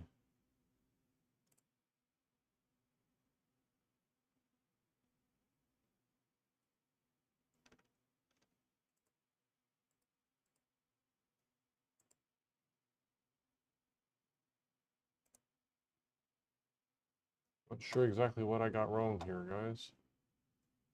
It's usually pretty straightforward. I'm probably missing something. Yes, save the changes. Okay. All right, so let's see what we get here. We know if it triggers right.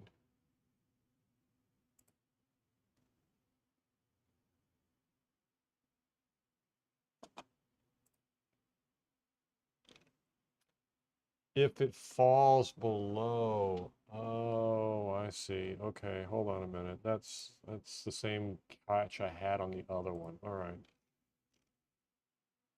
Okay, so the easiest way to do this is change this to time pattern. Every 30 seconds. Trigger on the 30th second of every minute.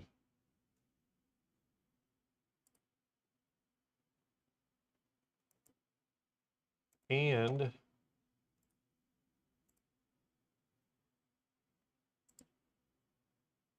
not device. What am I doing? Delete.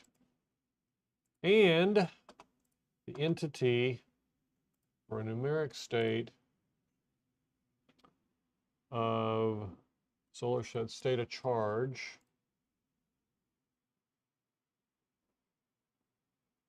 is above,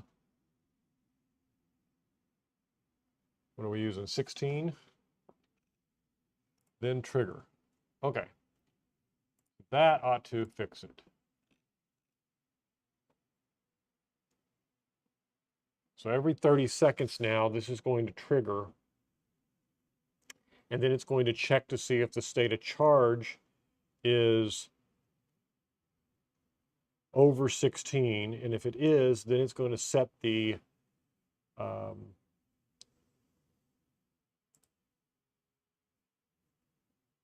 bench switch on, which will in turn turn the power on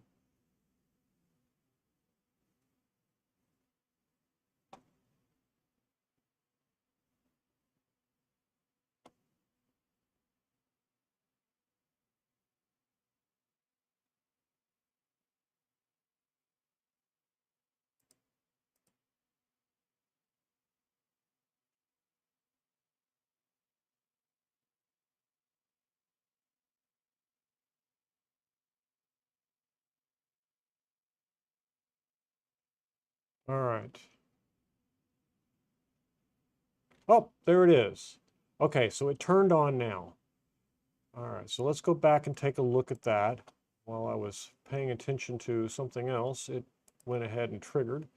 Go back into the automations. We come down here, we see 27 seconds ago it triggered. And come in here, we look at the trace, we can see that at 8:42 and 30 seconds, it triggered. It saw that the pattern was changed. Then it went into the state of charge, test for the state of charge is above 16. So it turned the plug on, and then it finished. Okay, good. Now, what we need is the opposite, is we would need a trigger that says when the state of charge reaches the lower bounds to do the same thing and turn it off. And that would allow it to turn it on when it got to what will end up being 80%, turn it off when it gets to 20, and that way I can collect power on a 12-volt system in the solar shed and transfer that power to the RV. Now, is it the most efficient thing? No, it's not the most efficient thing. But it allows me to do all of the tests, build all the validations and comparisons for the 12-volt system, check batteries, run my test, and not have the power just go to waste with some burn-off system. This allows me to truly use that power for something. And to be honest with you, with the solar shed configured this way, around this time of year, instead of the numbers that I'm getting now through the solar shed, which is basically it's looking like, what is that screen? You can see here I'm getting 5.2, 4.9, 3. This would be about 2.9 to 3 kilowatts. And if we go over and look over here at the history of what it actually was before we switched to the 12-volt solar shed. So keep these in mind. This is today, yesterday, the day before, the day before, the day before. Last 5 days are all above or right at 5 kilowatt hours of battery power stored. If I look at the history of what was being collected from the panels when they were going into the 48 volt, because they couldn't be ran in parallel, they had to be run in series, that would be over here. And as you can see, I was collecting 2.8, 3, 3.4, 2.5, 2.8, 3.9. So the most I got was 4 down here when the sun was much higher in the sky over a month ago than I'm getting now. So the efficiency there is really way making up for the loss of conversion between the 12 volt and the 48 volt system. But it's still not the most ideal situation, but it's the best use of power that I could come up with. So anyway, that shows you exactly how you can build a trigger within Home Assistant to go through it. So we've basically looked at the 6000 XP feeding the cloud. We've looked at the EG4 app that shows you how you can look at that cloud. We've looked at the Solar Assistant and the cloud app, or the app that's cloud and the local app are exactly the same on that one. It's just, can you get to it remotely, or can you log into it locally? When I'm at home, I log into both the Home Assistant and the Solar Assistant through the local network because it's really fast and you don't have to wait for it to go to a cloud server and then turn around and come all the way back when it's sitting right there on the same network. We looked at the Solar Assistant cloud app. We looked at all of the different configuration of the brokers for MQTT and how Mosquito takes all of those and collects them into one under Home Assistant, and then it shares that data, creating that bi-directional communication between the Solar Assistant, which has the bi-directional communication to the 6000 XP, or having the bi-directional to the Victron Venus system, which also is fed out to the cloud through the VRM so that you can log into it remotely and view its data also. And then we looked at and I don't know if we did look at it, but we can look at it real quick. One of the elements that's here that's not working tonight, because I've got some Bluetooth issues going on, but I will show you the configuration because it's quite easy and interesting, is the MattMan add-on to Home Assistant. Now the MattMan is a BMS tool that allows you to extract battery information from the devices, and different types of batteries are honored here. And if we scroll down a little bit, you can see the JK BMS, the Daily BMS, the JDB, the ANT, the CBT, the Ceplus, the Supervolt, the SOK, the Titan Power, the Time Life, the Victron, Smart Shunt. Oh, I didn't know it supported that natively now. Well, that's kind of nice. And then there's a whole bunch of different other ones, Redodo and EcoWorthy and so on and so on. It just goes on and on and on and on and on. So there's a ton of different ones that this thing does. The only problem that I've seen with it is that it's unreliable in resetting the Bluetooth device and maintaining that connection when there's a lot of traffic. When it's you, a battery, and MattMan, it works pretty good, and it worked really well for a long time. And then when I moved into an area with a little bit more Bluetooth traffic, or if I go visit an RV park, or I'm in an area where my neighbor has a lot of Bluetooth also, or I'm parked next to a solar shed that has, 10 or 12 batteries in it that are all Bluetooth, then it starts getting really wonky and doesn't work really well. So it's good for an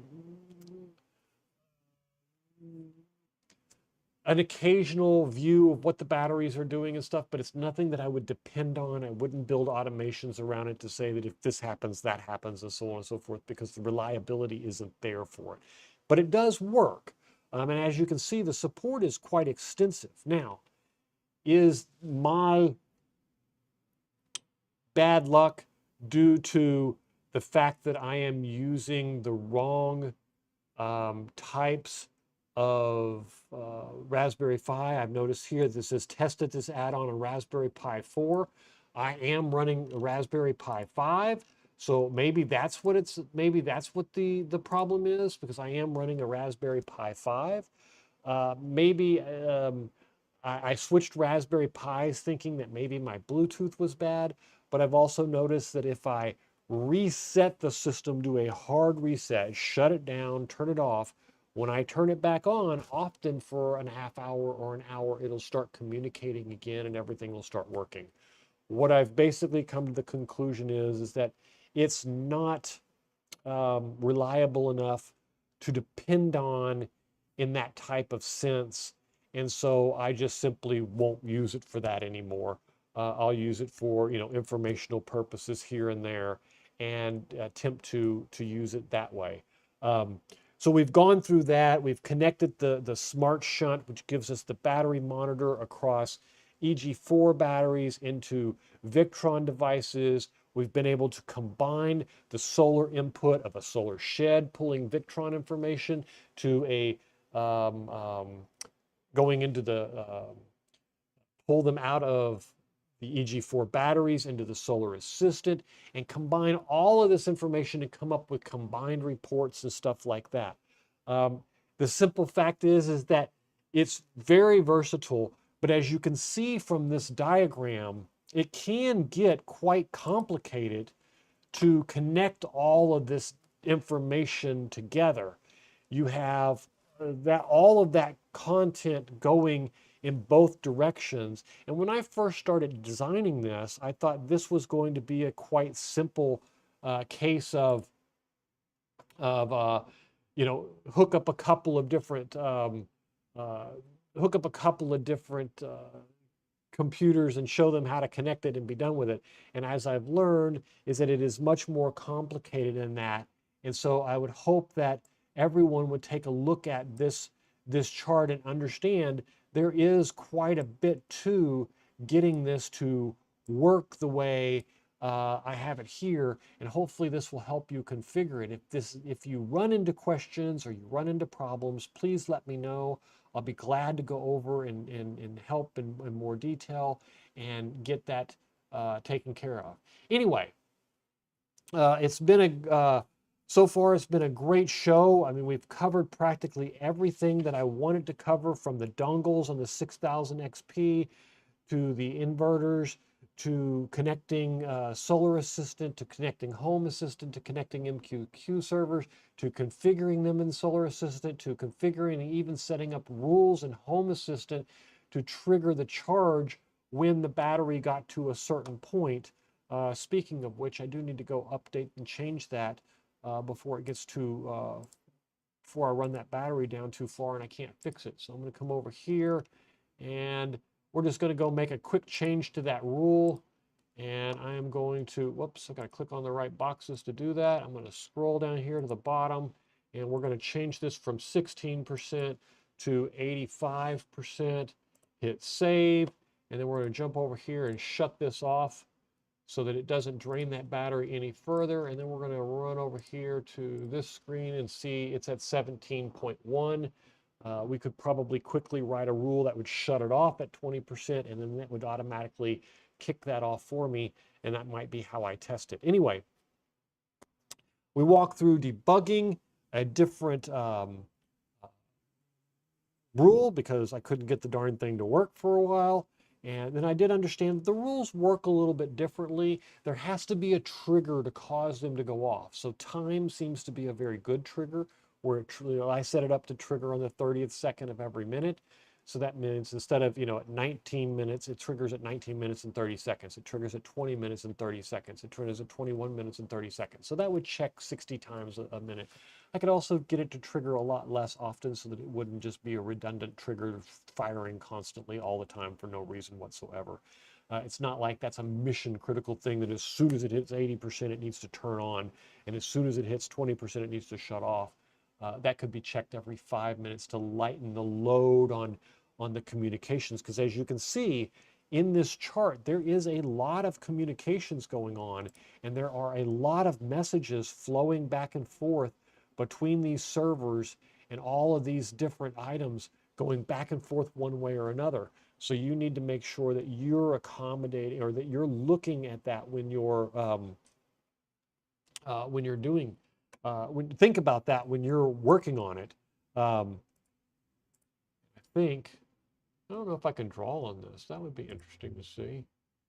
So we we covered, whoops, that's not what I want. I want to draw.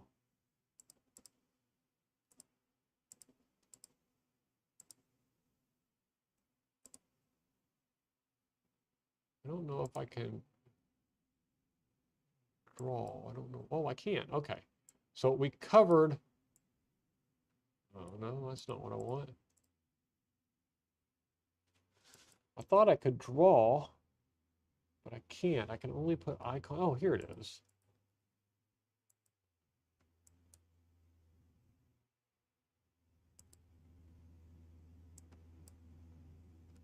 Well, isn't that weird?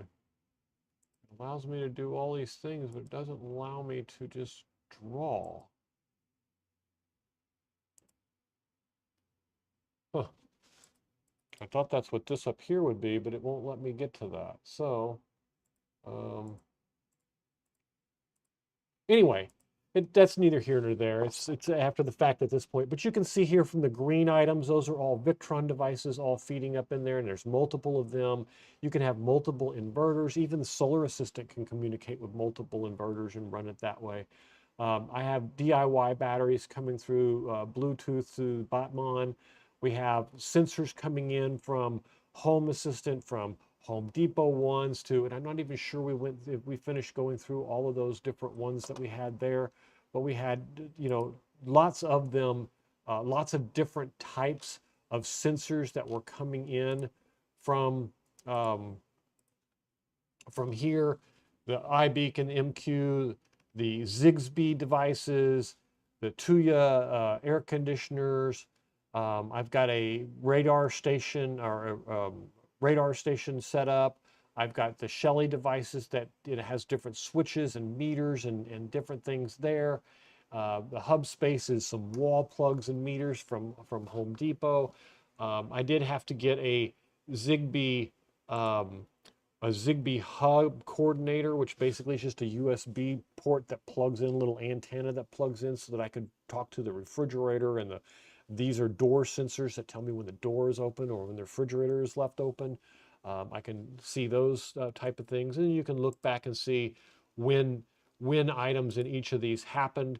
So you can see here the refrigerator was open 28 minutes ago, and so it kind of gives you an idea of when, it gives you that ability to trigger certain things. It's very handy for me that I put in different rules for when the refrigerator door is open to send me a message on my phone and stuff like that.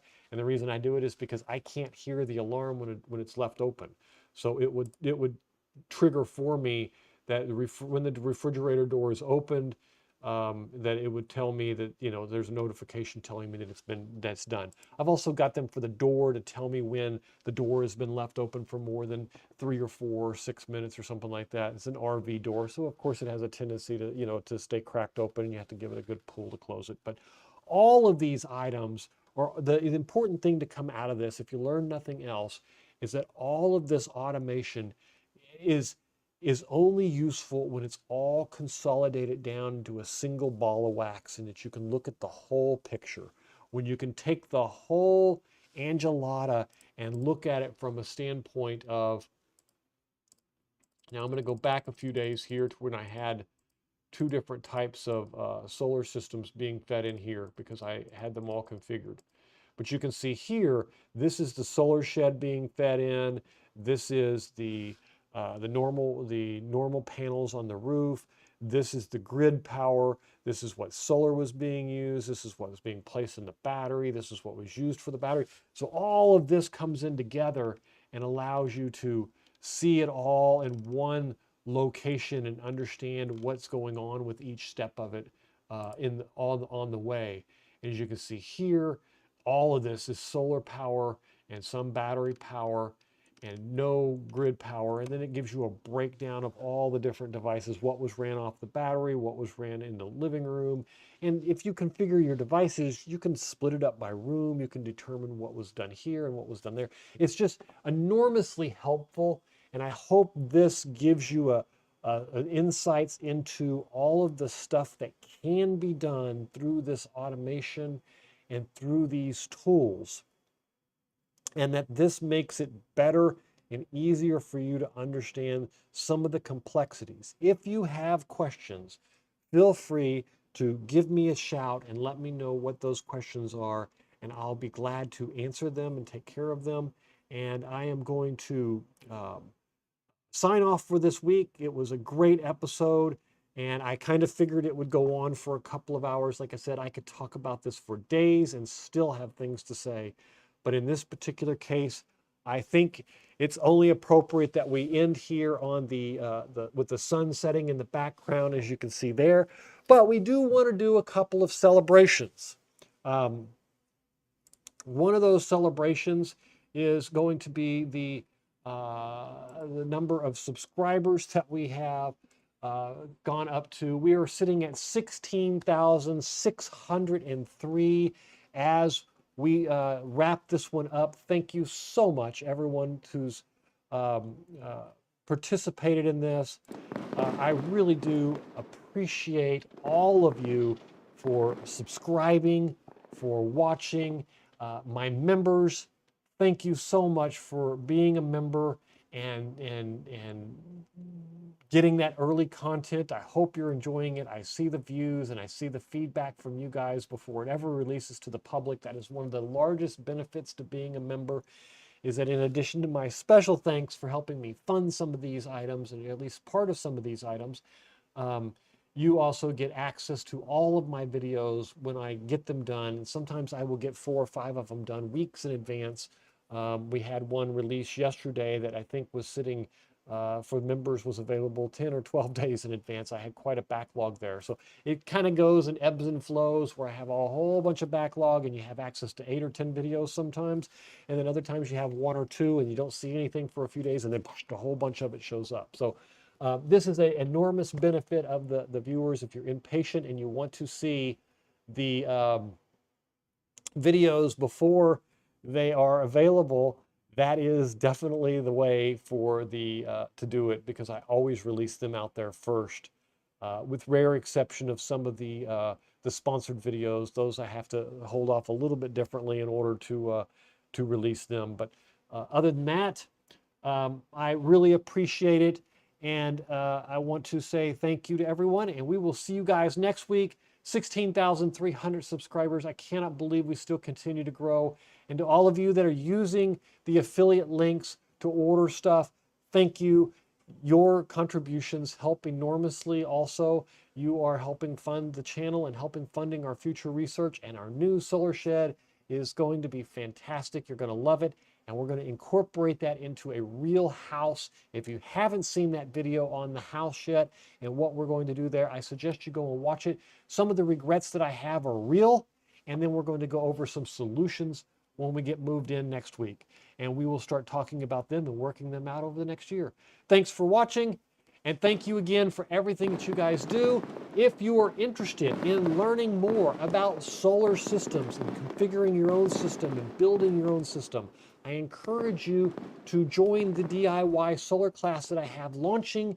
Be a founding member, get 50% off, and you will, on January 1st, all of the content will be made available to you, and you can help with the building and the configuration of your system within the class, and get firsthand one-on-one assistance and help with designs, programs. I have laid out the course from beginning to end, step by step, like a real class that walks you through each aspect of configuring and building a system. It's fantastic. Anyway, I'm going to leave you with a video from that about it. If you have any questions or you need anything, please let me know, and we will talk to you next time. Thank you for watching. We'll see you then. Over the last couple of months, I have shown you a lot of different solar builds. We have done everything from a $180 solar shed to the solar shed version 2 that had the solar 12-volt solar system built into it, to an RV 48-volt system, a DIY battery, or even my wife's coffee trailer setup. The one thing I keep hearing over and over from you is that I want to do this myself, but I don't know where to start. So I built something for you. I'm calling it simply the DIY Solar class. It's a self-paced, approximately 12-week step-by-step course that shows you how you can design, wire, and power your own solar system the right way, the safe way, and without wasting a whole bunch of money the first time around buying things that you don't need. Learn from my experience. Each week, the curriculum focuses on one of the components in a solar system, either that be panels, batteries, inverters, wiring, real builds, real life situations, real designs, with all the details, with diagrams and videos so that you can follow along. I built this class because I remember when I first started how confusing my first solar system was. I didn't understand amps, I didn't understand volts, I didn't understand wire sizes. I understood electricity a bit, but fuse ratings confused me. Different types of fuses confused me. There was so much information overload that putting it all together with a random selection of videos out on the internet was very difficult. So this class is intended to put it all together. It takes everything that I've learned from dozens and dozens of builds and all the mistakes that I've made along the way, and there have been a bunch of them, and turns it into one complete roadmap that you can follow step by step and get the information you need. So if you've watched my videos or wanted to build your own system, this is how we can do it together. Let me give you an idea of what is included in this class. So you're going to get a step-by-step video lessons for each part of the solar system. Printable diagrams and parts list. Either you can follow them exactly or we can work together to modify them to meet just your specific needs. We'll do a live Q&A session every other week just for the class so that everyone gets all of their questions answered. I've also included a one-on-one call to go over and to review your designs or just talk about what your solar system is involved and make sure that you're comfortable and have all the questions you need in that one-on-one setting. Not only that, but you're going to get lifetime access to all this content as I update it as we go along so that you can go at your own pace, come back at any time to refresh, and when I add new content, you already got it. You can always come back and pick up where you left off or rewatch the entire course anytime you want. If you've been waiting to build your own solar system, if you're looking for the perfect gift for someone who wants to build a solar system, if you want to put solar in your shed or on your RV or take your house off grid, this class is for you. This is why I made it, to give you that one-on-one help to make sure that you do it right and you do it safely. Founding members right now, between now and the December 31st, get 50% off the class. Starting January 1st, the class goes to full price. So right now, if you sign up, you get it for half price. That's a lifetime membership.